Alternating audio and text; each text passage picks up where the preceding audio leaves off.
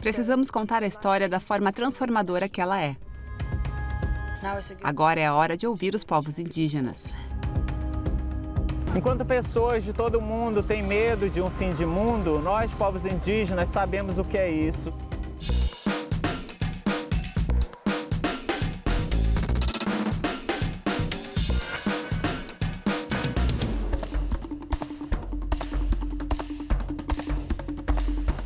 Será que o planeta ainda tem salvação?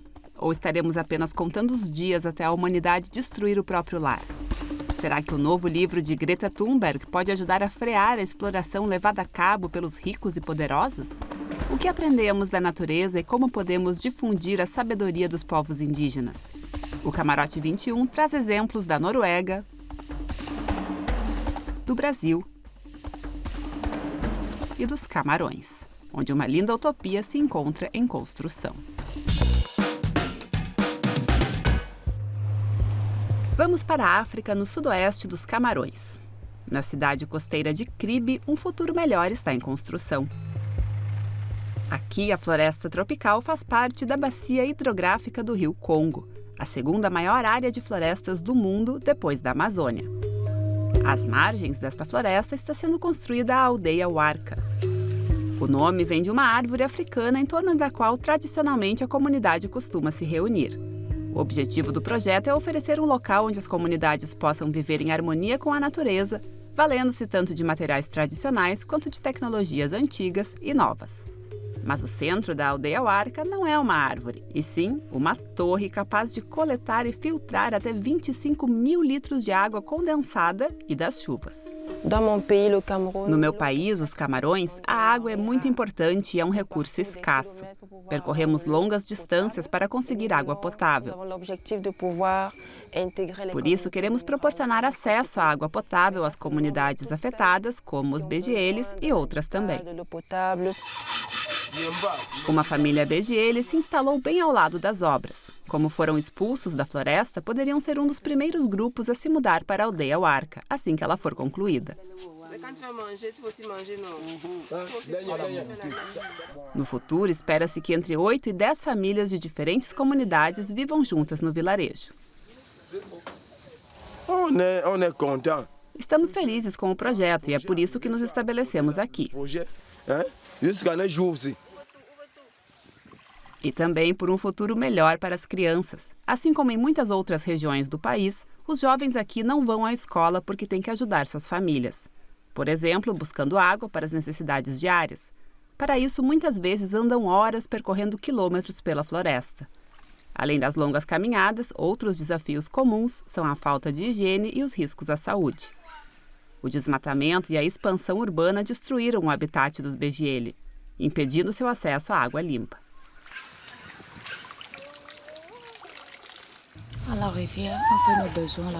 Usamos o rio para tudo. Na verdade, a água não é potável. Usamos o rio como banheiro, para lavar roupa, tudo. E bebemos a água dele também, tudo do mesmo rio.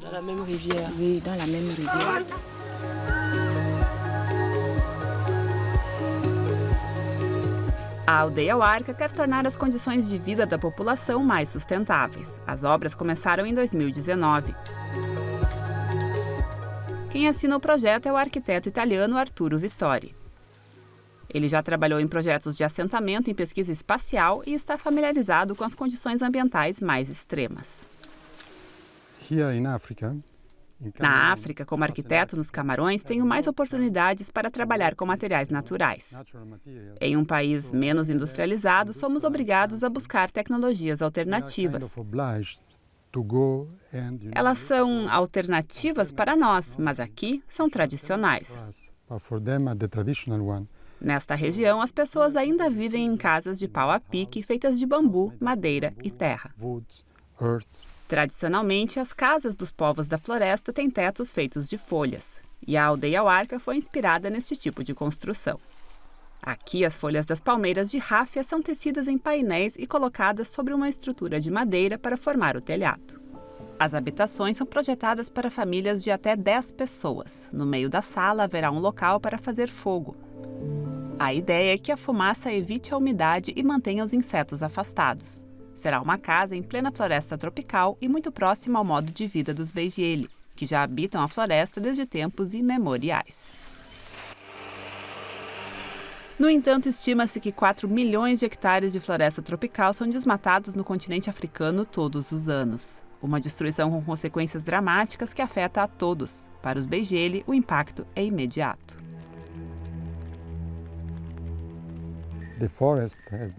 A floresta foi privatizada. O desmatamento corre solto e os pigmeus que viveram aqui por milhares de anos estão sendo expulsos da floresta e marginalizados. Isso acontece diariamente diante dos nossos olhos. E o que acontece aqui é, em grande parte, responsabilidade do mundo ocidental.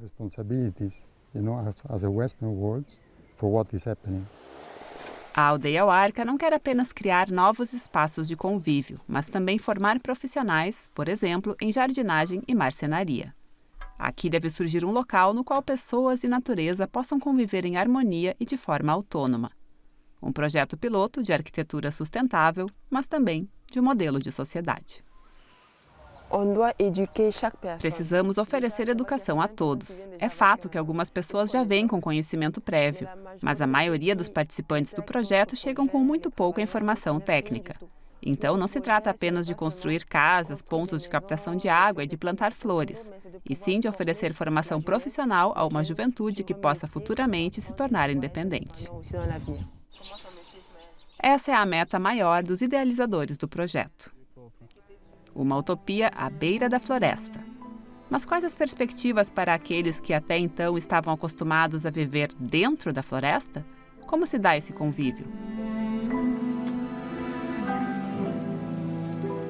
É um processo contínuo de aproximação. Os Beijele são pessoas como nós, mas com um estilo de vida diferente que precisamos compreender. Precisamos entender como eles se expressam, como se adaptam ao novo e às novas pessoas, e a mesma coisa é eles em relação a nós. Com cautela de ambas as partes, Bárbara e os Beijele se aproximam aos poucos. Uma ponte entre a sociedade natural e a industrializada.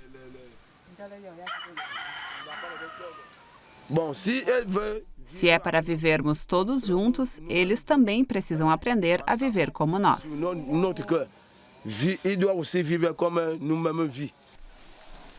A Aldeia Warka deve ser inaugurada em 2023. Será que até lá a adaptação entre essas culturas estará afinada? As crianças já se sentem em casa, onde uma nova visão de futuro se abre para elas. Fundamental é que o conhecimento ancestral dos Beijele da vida na natureza não seja perdido. A Aldeia Warka é uma tentativa de preservar e difundir esse conhecimento também no norte global.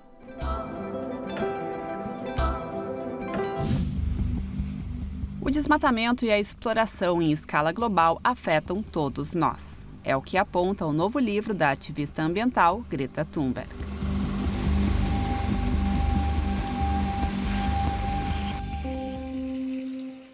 A crise climática em poucas palavras.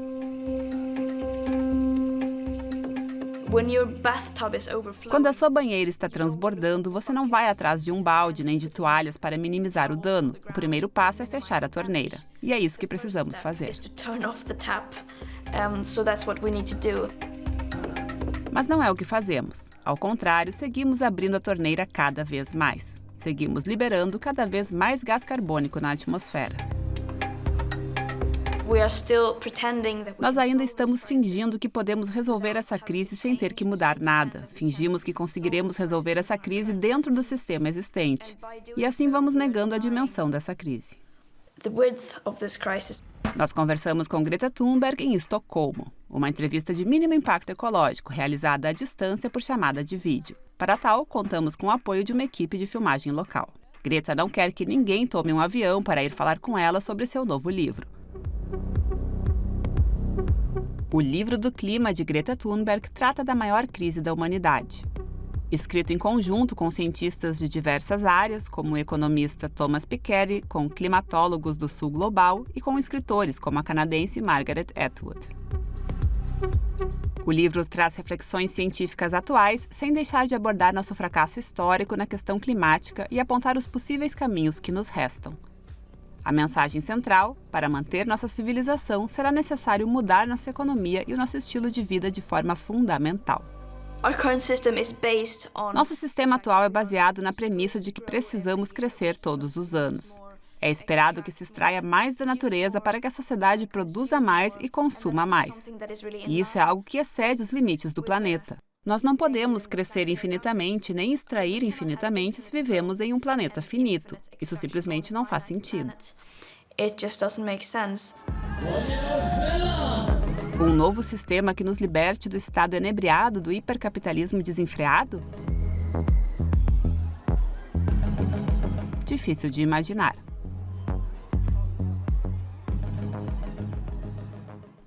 Mas que outra opção nós temos? Não é mais uma questão de opinião afirmar que precisamos de um novo sistema.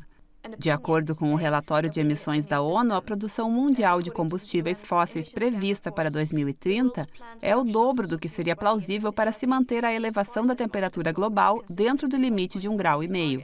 O que mostra que isso já está programado dentro do nosso sistema. Para mudar, precisamos de um novo sistema.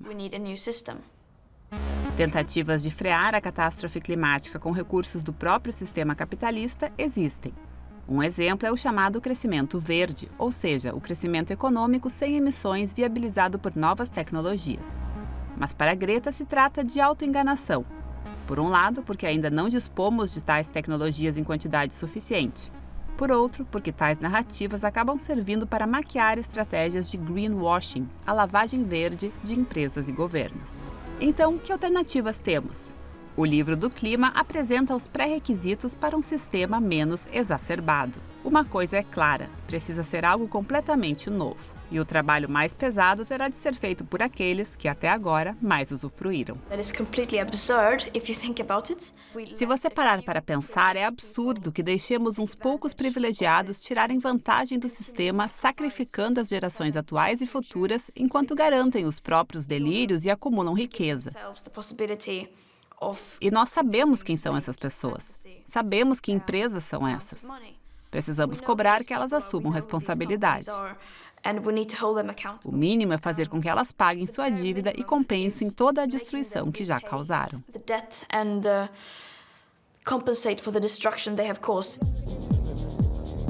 Para Greta, se trata também de levar justiça àqueles que estão na linha de frente da catástrofe. Os países do sul global, vítimas do legado colonialista europeu.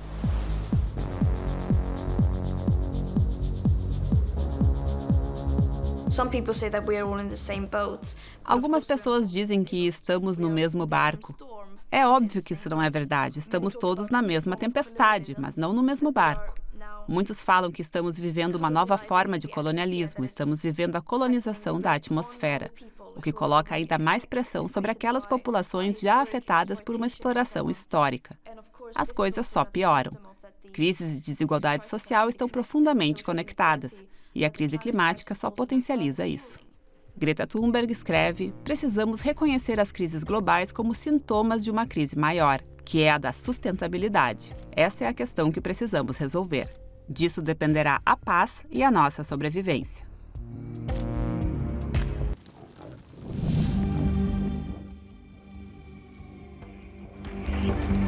No norte da Escandinávia, os Sami, último povo indígena da Europa, lutam pela sobrevivência de suas renas. Pode a arte evitar a extinção de toda uma cultura? Foi assim que tudo começou, com uma cortina de 200 crânios de renas, um protesto dramático contra o governo da Noruega que obrigava criadores Sami a sacrificarem seus rebanhos para conter a população de renas do país. A obra Pilo Sapmi, de Marianne Sara, se tornou símbolo da luta Sami por sobrevivência. Para mim, Pilo Sapmi foi uma das coisas mais poderosas que já vivenciei.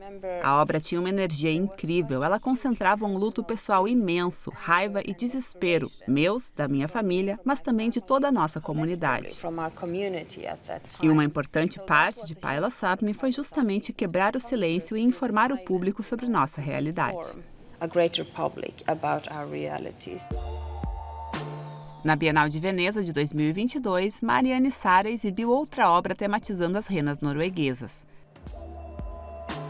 Cercados de grama, bezerros mortos do rebanho de sua família simbolizam as perdas pessoais. Esse é o meu carrossel de vida e morte, de trauma e esperança em vários sentidos. Não foi fácil ligar para minha família e pedir que me trouxessem os filhotes mortos. Para nós, renas não são apenas animais. Nós os vemos como uma forma de parentes. O ciclo de vida das renas sempre determinou a existência do povo Sami. Mariane Sara vem de uma família de criadores de renas, a profissão tradicionalmente exercida pela comunidade. A cultura e as crenças Sami estão intimamente ligadas às renas e a uma relação sustentável com a natureza. Os indígenas noruegueses foram oprimidos por séculos e ainda hoje precisam lutar por sua sobrevivência. A opressão sofrida por seu povo é o tema que move a arte de Mariane Sara.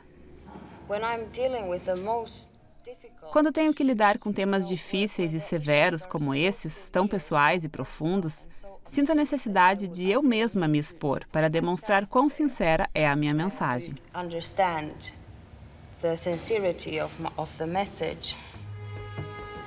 A artista também levou os odores de sua terra para Veneza. Essa obra, feita com tendões de renas, tem cheiro de excremento dos animais estressados, o cheiro do medo. Já a contraparte, a esperança, tem um perfume fresco e suave. Você vê fisicamente que a esperança é maior.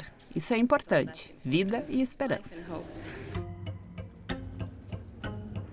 Seria um sinal de esperança o fato de, em 2022, o pavilhão escandinavo da Bienal pela primeira vez destacar o povo Sami?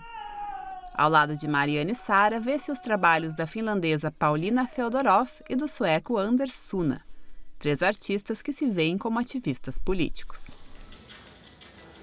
Seria a escolha dos artistas um reconhecimento genuíno da importância de suas causas ou apenas uma medida estratégica para manter as aparências diplomáticas? Mariane Sara hesitou muito se deveria expor no pavilhão. Particularmente a Noruega, de onde eu venho, é muito boa em aparecer publicamente, sabe? Em se mostrar politicamente correta, protetora dos direitos humanos, dos direitos indígenas e da natureza. Enquanto, na verdade, a realidade é bem diferente e nos encontramos em uma batalha. As preocupações do povo Sami abordadas aqui podem parecer distantes de Veneza em um primeiro momento. Mas em tempos de crise climática e recursos cada vez mais escassos, elas se fazem mais relevantes do que nunca. Esses assuntos já são urgentes para todos. Esse é o momento de ouvir os povos indígenas que foram capazes de preservar ambientes saudáveis por milhares de anos. Atualmente, Paila Sápmi, a maior obra de Mariane Sara e que começou como uma ação de protesto contra o governo norueguês, está exposta no Museu Nacional de Oslo, o que a artista vê hoje com ironia. Mas na primeira vez que foi contatada pelo museu, ela hesitou. Nós tínhamos perdido o processo contra o governo. E aí o governo ainda queria adquirir a obra de arte que simbolizava toda a questão? Só pensar nisso já era doloroso demais. Mas aí conversei com meu pai e ele disse: "Você está louca? É claro que você tem que vender os crânios. O que vamos fazer com eles?" Of course you have to sell the heads. What are we supposed to do with them? Mariane Sara segue resistindo e informando o mundo através da arte sobre o destino de seu povo, ainda que de vez em quando tenha que fazer concessões.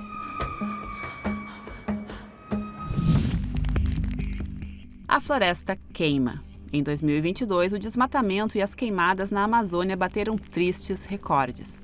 Uma ameaça dramática à sobrevivência do planeta. Haverá volta?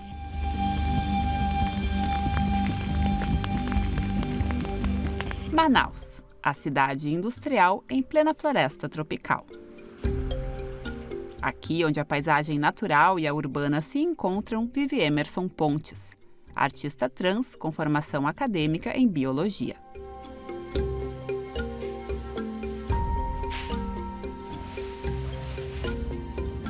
Em performances de forte impacto visual, Emerson se transforma em Uira Sodoma, pintando o corpo e se vestindo com materiais naturais do ambiente à sua volta.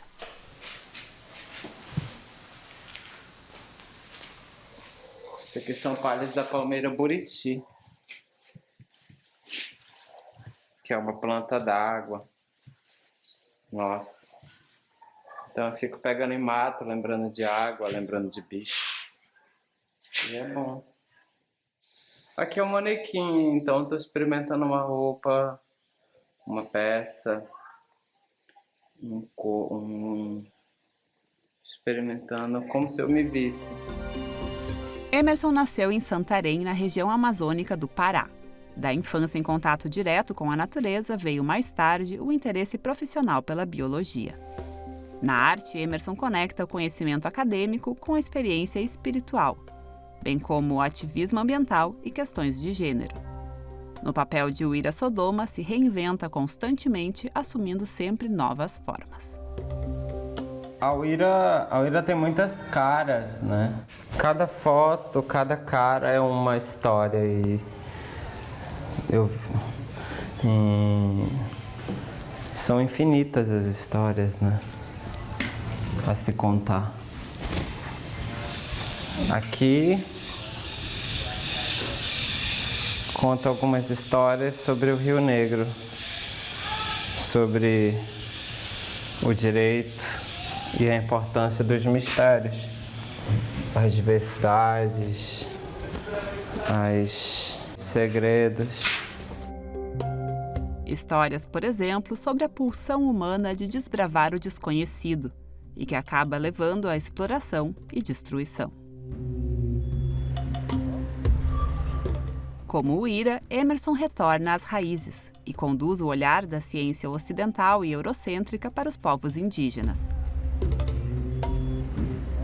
Como pessoa trans de ascendência indígena e europeia, Emerson estabelece uma conexão entre dois mundos.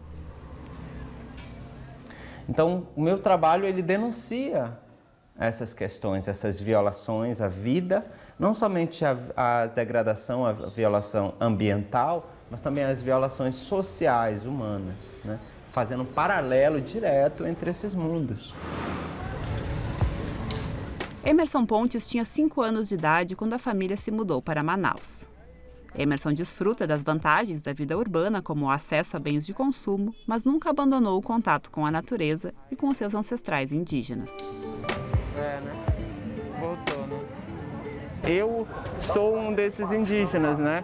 Que tem história de povo apagada, né? Distanciada do próprio povo e que hoje habita a cidade, o contexto urbano.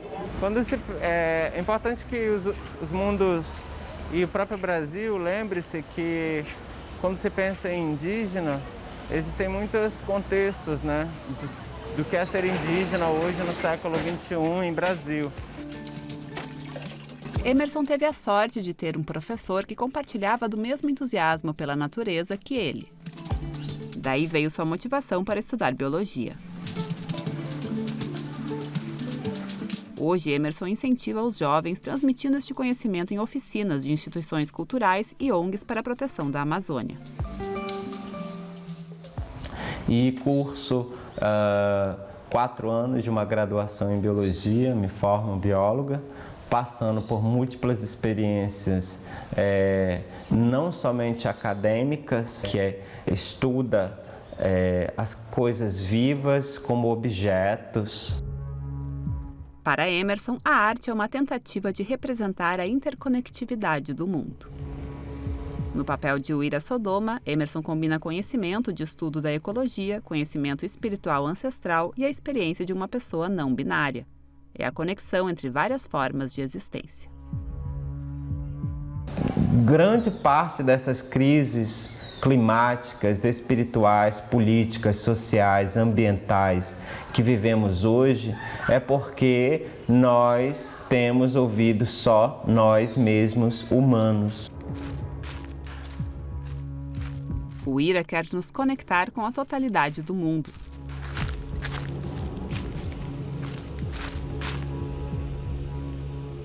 Uma totalidade que se manifesta na natureza ao redor e vira, por exemplo, uma árvore centenária na floresta.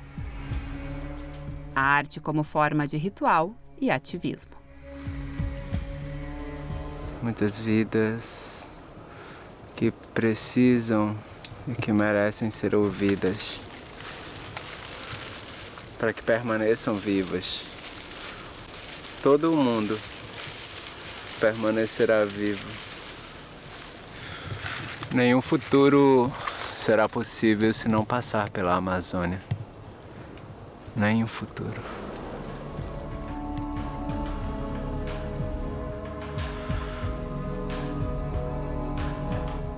Esse foi o Camarote 21 de hoje. Na semana que vem tem mais.